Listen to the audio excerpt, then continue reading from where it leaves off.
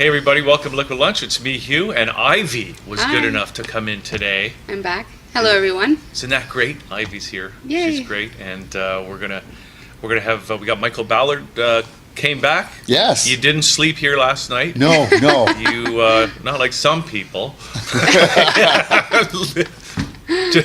Just kidding. Anyway, it's good to have you here. Back to back. It's good to be here. Well, because he was here last night Yeah. with Michael Irving on Yes, the on Chronic the Pain Show. Zone. Yes. And you were here. I met you actually a few years ago now, I guess. Yes, because I was on Liquid Lunch a while ago when you had less elevation. They used to be one floor below this one. And we moved back here in 2015. We got kicked out in 2013, so that was more than 5 years ago, probably. Okay. Possibly. Yes, Quite a because few more I've done about 5 shows with Liquid with your firm, but it's great to be back. Okay, good. So now I forget what we talked about the last time, but I know we're talking about resiliency today, right? Yeah, resiliency is a mindset, belief system, skills, process on dealing with the setbacks we have in life, whether it's our health, our relationships, our money, Yeah. and it's about how do we go forward when life hits us with a ton of bricks. Uh-huh. And the other thing, because I was talking to Michael yesterday as well on the show, and one of the things that I just get the vibe that our culture as a whole is tending to look at people more and more as victims rather than like you know, something happens at a school, they send in trauma counselors. I mean, Yeah. I never had any trauma counselors when I was a kid. And I agree, It's true. and it's victim or victor. It's corny, but there's a lot of power in the mindset. Yeah. And so, at one point with my first chronic illness, which is a digestive tract issue, I got a phone call after 2 years, and it was the administrator saying, "So Michael, we're hiring a psychologist because we're having a lot of anger with the patients, and they're taking it out on staff, and we've identified you as one of 7 that are happy." And so we only have 6 questions for you. And one of the questions is, how do you stay happy despite your illness? And I said, well, it's a choice. The illness is 5-star out of 5-star pain, and it hurts, and I get all bloaty, and I bleed, and then I go, who's in charge? And I was blessed that more than one relative, in my words, do you have the problem, or does the problem own you? At 3 a.m. once a month, it's okay for the problem to own you. It's a lousy place to live, though. So visit it, acknowledging you're visiting, and then somewhere after 6 a.m. say, be gone. I own the problem. It's a piece of my life. It's not all my life. Yeah. And they were like, wow, how'd you get that? Yeah. Well, that's just like CBT, cognitive behavioral therapy. Yeah, exactly. Countering negative thoughts with positive thoughts. And doing it on purpose, owning Yes, your own space. Intentionally. I am not my thoughts. I control my thoughts. I manage my thoughts most of the time. Yes. I mean, it's okay. So I've heard that before. I've read that before. But easier said than done It sometimes. is. Oh, right? absolutely. And so how did you get so good at actually living that rather than knowing about it, just knowing about it? Having some relatives that seemed to do it well was a great role model. I got introduced to Shaolin Kung Fu as a 13-year-old, and I took courses for 3 years plus, 3 to 5 nights a week, where they would deliberately have you play fight somebody much more skilled than you, which is terrifying in the beginning. I was not supposed to, if you were the rookie and I was the more advanced, I was not supposed to hit you when I threw a block, but I was supposed to give your nose a little touch so that you know I had the skill to whoop you. And so when your Shaolin master has done that with you 12 times and you come away unscathed, it's like, oh, I'm learning to be calm during scary activities. And over time, oh, you want me to spar with the Golden Gloves champion for the province of Ontario? No boxing allowed? But he's 6'3". He's got arms longer than me. He's got longer legs. Everything. I can't get in close. So you learn to practice what you preach. I learned to practice being scared and managing the fear. And so then that transferred into at 3 a.m. when I'm having another episode. Oh, my sensei master said, what do you need to learn from this? Well, I have a lot of pain. But who's in charge, the pain or you are? Oh, this illness is partly stress-induced. Okay, what do I need to have less stress? So then practicing some skills in the moment for stress in the moment, and then trying to back up saying, what do I need to do in my life to have less stress that would cause this aggravation? Now, this was high school years. Mm-hmm. So you had this condition in high school, Yes. the gut thing? Yeah, so in the 70s, if you didn't spell, you didn't pass. So endoplasmic reticulum will be my nemesis for grade 13 biology because I failed grade 13 biology twice because I couldn't spell. To this day, I get frustrated. Now I laugh. Do you know you couldn't spell endocrinology? No, that's another beautiful word. I lost a spelling bee once because I couldn't spell lemonade. Well, That was grade 4. I think I might be able to get lemonade, but after that, so it was acknowledging. Lemonade or lemonade? Or lemonade? So I had to put things in perspective, and lucky for me, my father said, "Son, I'm not that good at it either at work. I get to work with NASA and the federal government. I have an English dictionary for Canadian spelling, a British UK dictionary for UK spelling, and a US dictionary for UK spelling, or US spelling, because the company's working on a project for all 3 of those countries, and I need to spell the memo according to them, not me." So he said, "Just pinch your nose and do your best, because you need to get your high school finished." So after 7 years, I got high school finished. Took a lot of zigzagging, but eventually it was like, oh, so this is school, this isn't life. So in school, play by the rules, do your best. But when I got out, I don't think once in 10 years in corporate did I get told, "You don't spell very well," because I was allowed to have a dictionary. And before I sent the memo off, I checked the spelling. Right. But in high school, exams, tests, quizzes, 20 marks off because you can't spell, so you got a 48. It's like, oh, kill me now. But now you're the one who gives workshops. Yeah, absolutely. And what if people can't spell? I don't care. I understand. It doesn't matter because context is important. But you've done some, absolutely, context is everything. And you've worked with the government of Singapore recently? Yes, we did a course to introduce people to the theme of what is resiliency and why does it matter. And in different cultures and their culture, if you have a workplace issue, we didn't train you properly. We didn't give you enough skills. We didn't stay connected and engage with you. The government saw it as their issue, not the workers. And it was like, wow, that's a healthy approach to mental health. I was going to say, they actually embraced this approach. And so, yes, so resiliency doesn't replace regular mental health therapy, but depression, schizophrenia, these things are all very real and people need help. But then there's situational crisis. I had cancer a few times. I told I might not live. Oh, what skills do you have for me? I said to the experts in the hospital. Well, we don't actually have any right now. It's just therapy or morphine. I don't want morphine. I'm not suicidal. I don't need talk therapy.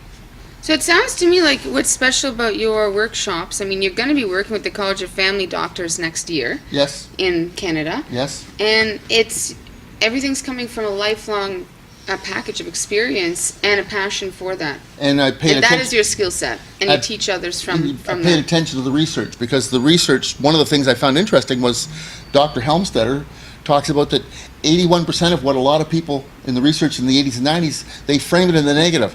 So not, oh great, I'm on Hugh's show today with the host and the host. Oh, framed negatively. I'm on Hugh's show and the lights are bright and I don't know this lady and we haven't had 10 hours of prep time and will I be any good? And then you just get into a cycle. You just go into a cycle of spiraling down as opposed to just be. 3 human beings hanging out. We like to share information. We like to make it happen easily. And it's liquid lunch. Yeah. Well, you know what? It kind of reminds me, it's like that whole gratitude thing, right? Yeah. Like you can be all nervous and whatever because of the lights and the whatever, right? Or you can be thankful that, hey, I'm going to sit down, I'm going to get to talk about my area of expertise with some nice people and enjoy a beautiful 20, 30 minutes on the couch or whatever, right? Like you can be grateful. That's what they say. Be grateful for anything. And be in the moment. Yeah, and as much as possible. That's hard to do. I know, as much as possible. Gratitude. Disclaimer. Gratitude pays dividends, though, and being in the moment when you can. So people have said to me, "Oh, but poor you." I said, "Well, a little bit." Sympathy doesn't help. But sympathy doesn't do anything for me. It doesn't help carry me up and move me forward. And that brings us back to the victim mentality that so many people have adopted. And when you mentioned, like when you guys didn't have trauma people coming in if something happened at school, it's interesting. I was reading an article a few weeks ago, and just someone's perspective on how the prevalence of anxiety disorders and all that is seems to be so much elevated in youth, and the dropping out of college and university. It was focused on the above high teens, low 20s, and this mother, who's also a journalist, was talking about how she also failed, was lucky enough to get in journalism school, etc., and had a terrible time in university when she was there 30, 40, 50 years ago, whatever, in the 70s. And it's not that it was different then, it just wasn't, because people were saying that, coddling our children is the problem, and she's saying, no, these problems were always there, they just were not being addressed in the same way. And I don't know if that's off topic. Well, no, I think that's exactly on topic, because there's Jack's charity out of Kingston, Ontario, because the man's son went to university and he took his own life somewhere in the first 2 years. Right. So the dad's whole premise is, so you go to university, congratulations, you've made it this far. Now, we want you to have a successful completion. But you might hit some bumpy spots along the way. Little bumps, boyfriend-girlfriend bumps, they can really hurt. Failing grades can hurt too, especially if you did really well in high school. Yes, of course. But he said, that's the worst. We're here to tell you that those bumps are just bumps in the continuum of 80 to 90 years of life. And we have some things to share with you to help you make it go the distance. And by that we mean 80 or 90 years. Mm-hmm. So I really like what they do and how they do it, because they have youth talking to youth. And you work with youth groups. Oh, absolutely. I love working with youth. And it's addressing these problems. Giving them fresh perspective. Now, what do you think, Michael? Because, Yes. contrasting your work with young people today versus your experience that's a when good you were in question. high school and stuff like that, are the kids different? Do they have more of this victim mentality? Or more anxiety. Yeah. I think they're willing to talk about their anxiety more. It's more okay. It's still an embarrassment, a humility to many, but those that were willing to talk will really talk. Where back then, some of my friends did things that could get them in trouble when they got caught. So, And maybe there wasn't even a working vocabulary for these type of words, feelings, like words for these They feelings. weren't in the DSM yet. Not yet. yes. Like gaming They didn't disorder. have drugs that they could prescribe for whatever you...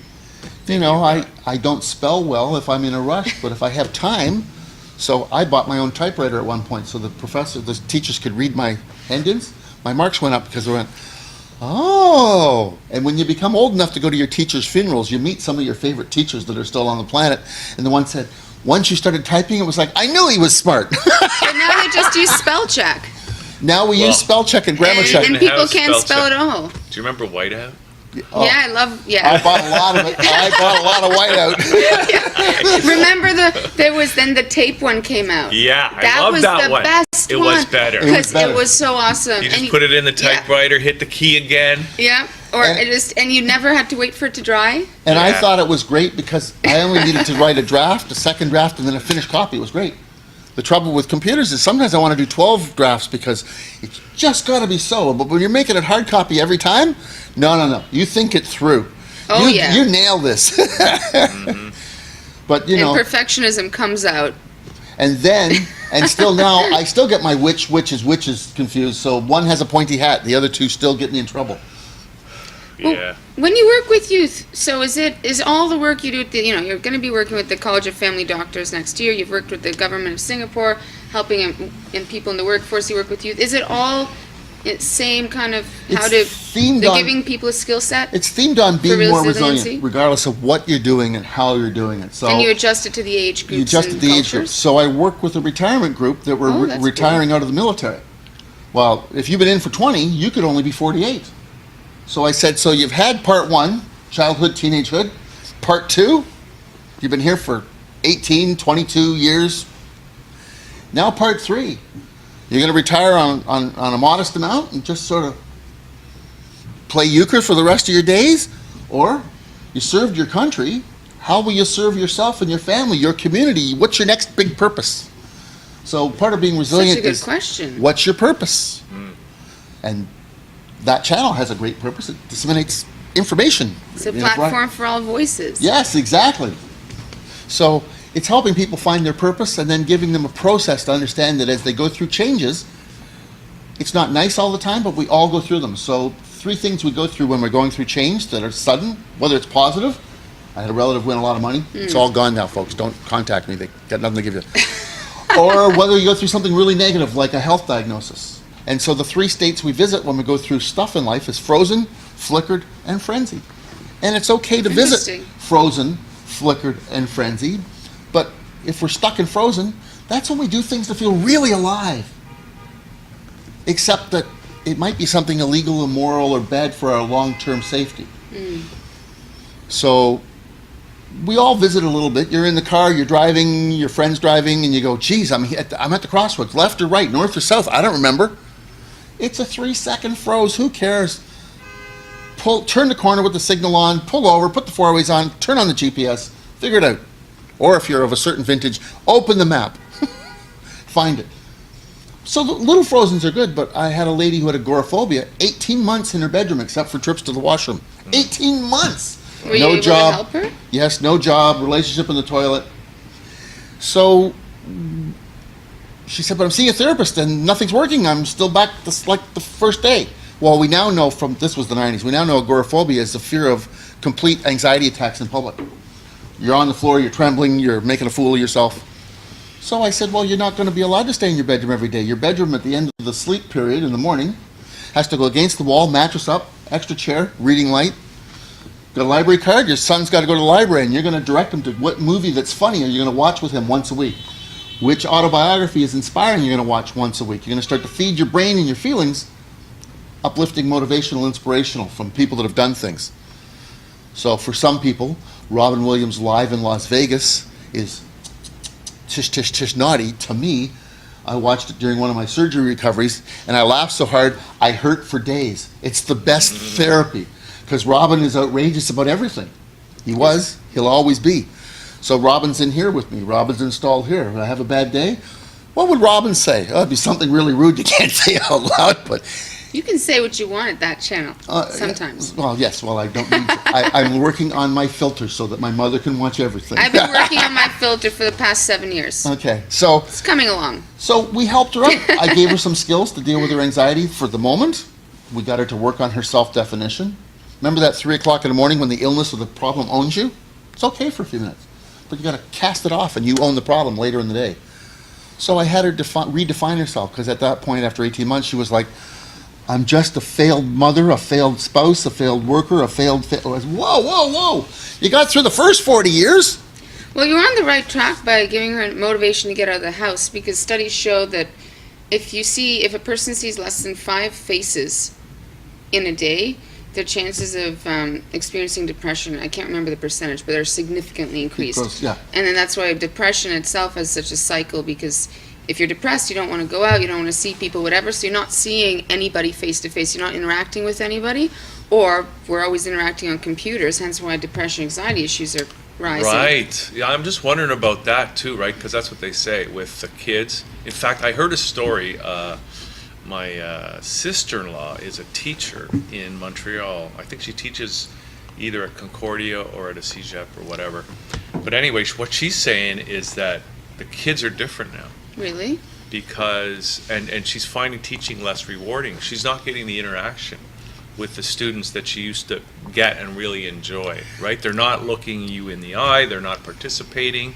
You know what? They're looking down. Well, I was speaking to actually a professor just yesterday, and he's at a university here in Toronto, and he teaches media studies, and he's from the film industry, and he was this was when the Tinder app was new, so it was going back a few years, and all the kids in the class were really excited about it. And, as an experiment, he said to them, and, you set up your profile, and that was when it was new with the GPS thing, it tracks where you are and all that. And, you can set up profile matches and things. And he said to the lecture hall of the class, he said, as an experiment for himself, he's like, you do realize that within this room, and if you go outside into the hallway, there are, whatever X number of students who have the same socioeconomic demographic as you, in the same age range, same location, and probably have the same interests. Why don't you just go out and are eligible singles? And why don't you just go out and speak to them? And the entire class was just mortified by this idea of face-to-face communication. Well, I'm just thinking, because it's so, you risk failure in the moment, right? But with Tinder, Correct me if I'm wrong. I've never actually Neither. used it, but both people have to say yes before you get a notify, right? So it's like you've already succeeded, so you don't have to risk that failure. But then but then it takes away, if people lose the ability to take risks in life, what does that say about success rates in Exactly. other areas Good of one. their life? Engagement. Yeah. You lose the ability to engage, connect. Should I feel safe in this situation or feel less Everyone safe? has to face the fear of failure You to gotta overcome push it. the envelope, right? To Yeah. expand you gotta expand And you're your right, envelope, Michael. right? Yeah, You- and you to got expand it. I mean, like you made that lady who had asked the lady with the agoraphobia to face her fear of going And out of the bedroom, I- and she overcame it. and I did things that were fun. I said, "You like marching music?" I hate it. I said, "Well, guess what? You're going to learn to enjoy something in marching music because I want you to put on your comfiest clothes and turn the music up when the kids are at school, and you're going to march around your exercise anti-agoraphobia room." And she went, "Oh my gosh." I said, "Only you will see it. I don't need to see video. I just want you to promise that you're going to play that song 4 times a day. It's physical activity, but you're marching, heart rate. You're showing yourself that I can move."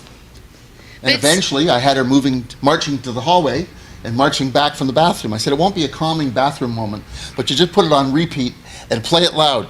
And I had her pick her favorite music. I said, "I play air guitar really well." To me, pretty awful compared to people who enter competitions, but I don't care.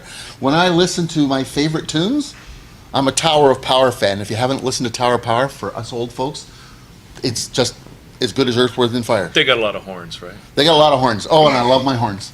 And a lot of good solid bass. Now you're blowing your own horn. Oh, yeah, absolutely. Well, I As used it- to actually play a horn, but You only do? What horn? trumpet and euphonium. That's what I play. Yeah? I I played got a trombone. trumpet in my office. Do you? You do? I did. Well, euphonium was good for football games. I could probably still play Ode to Joy. Oh, well, then you're way ahead of me. I don't think I could play That's the anything. only thing I could I ever could probably play G but on I the knew trumpet. the positions on the trombone, right? So it's a lot of fun. So we made it fun. Because when you're stuck, situational mental health issues, whether it's an illness, chronic or acute, or it's mental health, resiliency doesn't cure you, but it gives you some skills to be more stable, safer, more active, and then you can go see experts to deal with what you got. Okay. So, Michael, it's been great to have you on the show today. Now, what we want to do is, so for people watching this right Yes. now, who do we want, or who's going to benefit by getting in touch with you? Are we Oh. talking about? Do you want to just let us know? Sure. And then we'll So talk I- about And you how do to- keynote speaking yeah, events too, all that right? stuff. Absolutely, yeah. thank you. Yes, so I work with associations and organizations, businesses, healthcare, education, governments, and do keynotes and workshops. But I also like to work with family groups or schools because it's really great to have a 5-year-old who's going to be expelled from school because of his behavior, and you teach him some skills, and the parents go, He changed a lot. Well, yeah, we gave him a language, That's some rewarding. skills, and some. So I love the business part. I really enjoy it, and like I told, I'm good at it, and it pays well. But I really like to work with families because it's nice to stop a kid from getting expelled because you're gonna hurt You him make a twice. change He's getting in a expelled person's because life. he saw some domestic abuse or he saw a crime on the street. He's acting out for a reason. Well, let's give him some skills to cope and some language to engage, and when he's old enough, therapy. That's important. And chances are, if someone doesn't intervene, like yourself, the kid's just going to get medicated. or end up in jail. Yeah, Yeah, don't laugh. or both. Anyway, so that's what I love to do. Okay. So thank you. How do people get in touch with you? Oh, resilientmichael@gmail or about.me/resilientmichael. Nice, Perfect. Basically, if you type in Resilient Michael in Canada, I'm there. nice. Okay, Michael. Best Thank way. you. Thanks for doing this today. And we're going to talk after about those courses and Yes. stuff, right? Yeah, absolutely. Off the air. Yes. Okay, great. Okay, thanks. Thank you. Thanks for doing this today. So we're done now? We're done. Well, let me just wrap it up. Oh, okay. That's it for this interview on thatchannel.com. We'll be back with more right after this.